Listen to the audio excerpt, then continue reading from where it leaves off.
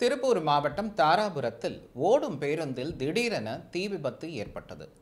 தாராபுரம் பெரியார் தீவுத்திடல் சாலையிலிருந்து சென்று கொண்டிருந்த போது செல் மோட்டார் கழண்டு இன்ஜின் பாகங்கள் ஒன்றை ஒன்று உரசி கொண்டதால் ஏற்பட்ட கோளாறு காரணமாக இன்ஜின் பகுதியில் தீ பற்றியுள்ளது.